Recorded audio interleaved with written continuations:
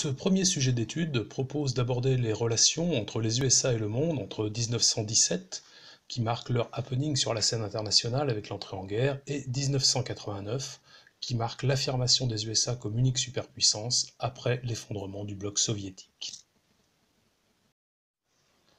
L'affirmation de la puissance, l'engagement dans la Première Guerre mondiale. En 1917, après avoir longtemps conduit une politique isolationniste, ils ne s'occupaient donc pas des affaires du monde, les États-Unis entrent dans le conflit car leurs navires sont régulièrement coulés par les sous-marins allemands dans l'Atlantique Nord.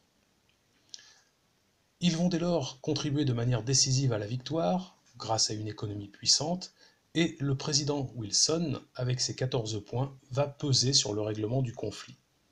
Il favorisera également la création de la SDN, la Société des Nations, à laquelle les États-Unis n'adhèrent pas, puisque dès 1920, ils retournent à l'isolationnisme. La Seconde Guerre mondiale marque le retour des États-Unis sur la scène internationale. Jusqu'à Pearl Harbor, ils mènent une politique neutre, mais soutiennent économiquement les Alliés. Après leur engagement, l'appui américain sera déterminant dans la victoire. Et de nouveau, ils joueront un rôle clé dans le règlement de la paix, lors de la conférence de Yalta, et avec la création de l'ONU. Après la Seconde Guerre mondiale, les USA sont une superpuissance. Ils détiennent les 2/3 de l'or mondial, représentent un quart des exportations et la moitié de la production industrielle mondiale.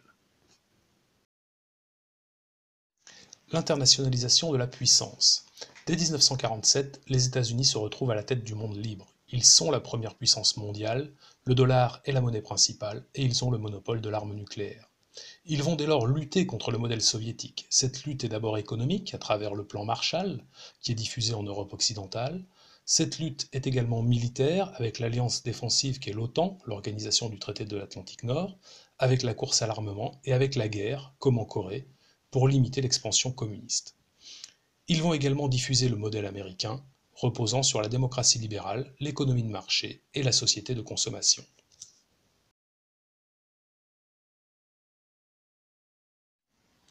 Entre 1960 et 1980, les USA sont en difficulté contre les poussées communistes. La guerre au Vietnam dure, entraînant le développement d'un sentiment anti-américain un peu partout dans le monde. De plus, les États-Unis sont confrontés à de graves problèmes intérieurs, la ségrégation et la pauvreté, qui génèrent de nombreux mouvements contestataires, dont le mouvement dirigé par Martin Luther King, ou bien le mouvement des Black Panthers.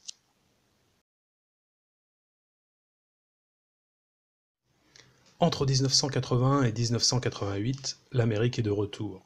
Le président Reagan entend redonner aux USA son rôle de leader mondial.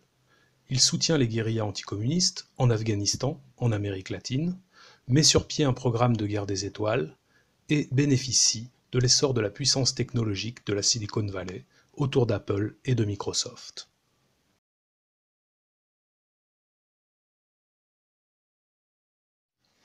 Après l'effondrement des pays communistes d'Europe de l'Est en 1989, puis la disparition de l'URSS en 1991, les USA sont désormais la seule hyperpuissance mondiale. C'est le triomphe du modèle américain.